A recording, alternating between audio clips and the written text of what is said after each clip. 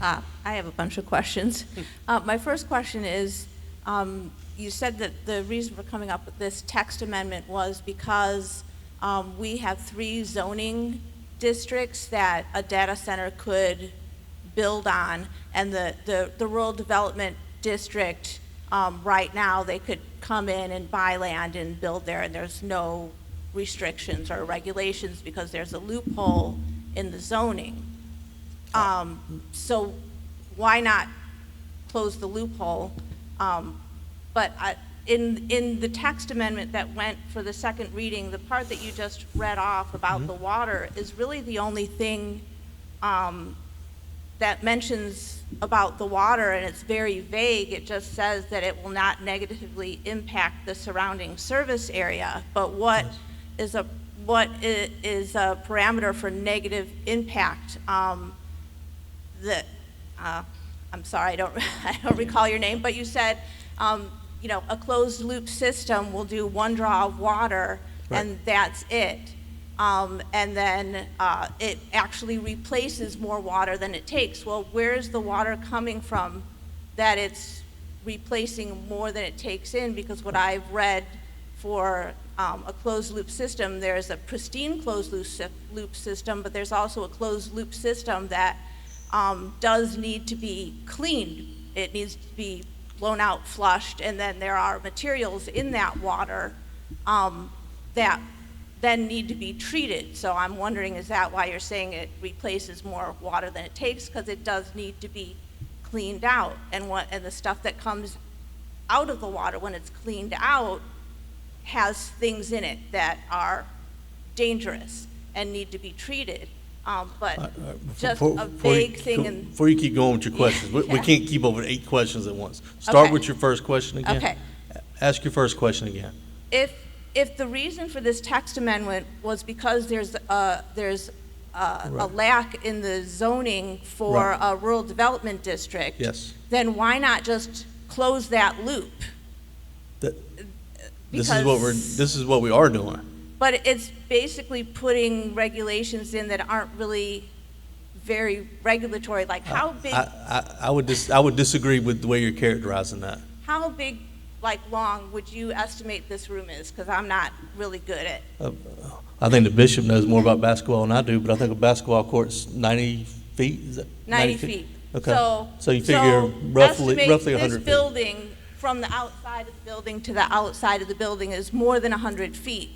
And the setback for a potential data center is 100 feet. No, it's 200 feet. 100 feet, okay, 200 feet. 200 feet, and the buffer is 100 feet. Buffer is 100 feet so of you would have bushes or trees. I can answer if you'll just stop. Yeah. So the setback would be two of these rooms behind each other, and one of those rooms has to be certain wooded forest to block sound and light. Right. So if you want a visualization, that's what it would be. It would be one of these rooms, not necessarily wooded, and then directly adjacent to it, another one of them that is densely wooded. Right. So I'm just wondering, Representative McCravey was at that meeting and he handed you information because he said the House and the Senate have both been working on this issue. They are coming at it, I think, from different viewpoints. The Sure. Senate has, he said, much stricter regulations than our county is looking at, and he called the regulations in the text amendment very loose, and he gave you the information that he had of what they had been working on. And he said the House is more leaning towards a moratorium until more research and study is done. Right. What weight did that have with anyone who was on the council? Because they seem to have spent a lot of time doing this.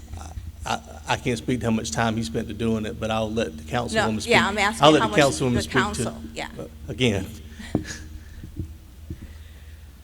I'm thankful that he came and he spoke about his experience, but because this is county council and this is Greenwood County Council, and I trust our people, I trust CPW, I trust Duke Energy.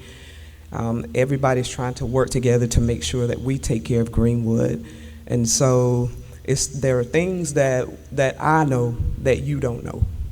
You see what I'm saying? Oh, I mean, I'm it's just like with your children. If you have children, you don't tell your children everything. You have to do certain things at certain times. And when it's time to do something that's best for Greenwood, and the way I look at it, and I'm only one person on that council, the way I look at it is it's time to address it. It's time to address it. And just because, and I'm not a person who is afraid to try to do my best in a situation. I think sometimes putting in moratoriums when you haven't really tried to do your research, because see, that's another way to look at it. You know, just putting it in because you don't want it or you don't like it, that's not fair to Greenwood, in my opinion. And so for me, I would much rather put in guidelines, restrictions, and every single thing that has happened in the United States with other data centers in other places has been addressed by this amendment. The sound, the water, basically all of the utilities, the setbacks, it is being addressed. It's just not being addressed the way everybody wants it to. And the thing that I like, though, is that we're having a conversation. I love conversation. I love to ask questions myself, because I'm one of these people. If I ask the question and if I feel good about it, I'm gonna vote for it. So I respect Representative McCravy for coming, but I also didn't appreciate it either. I really didn't. We're coming to some questions over here, but let me give you some context on leadership for a second. Remember when Texas had their great flood, wiped away the girls' camp and all that other problem? That wasn't the first time that river came visiting. That river had flooded regularly. That community knew they were in trouble. That community asked the state of Texas, give us some money to help fix this. Texas says, we got money, but not for you. President Biden had his big infrastructure bill, said, you know what, we hear y'all got a problem down there, you need some money. So we've got some money here to help you fix your problem. But it wasn't popular. We don't want that Democrat money. If you take that, we're gonna throw you out of town. That's what the people felt. They stood up on film and they said it. And that's what their leaders did. And everybody was like, woo-hoo, we ain't taking that Democrat money. And then the river came visiting again, killed a lot of people, and they were like, well, why didn't we do something about that? The difference between leadership and just being a cheerleader is even when it's unpopular, when everybody else is saying moratorium, moratorium, moratorium, and you're saying, no, we need to wrestle with this and fix this now, what's gonna be better for the community? Leadership or cheerleading?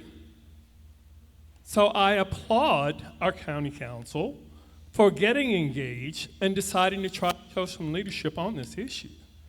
And as citizens, we need to be open-minded. That isn't to say you just roll over and sign off your environment for now or the future, but you can't sit there and say, I want all of the convenience that data provides us, but I want somebody else to pay for it. That not in my backyard thing just isn't gonna work.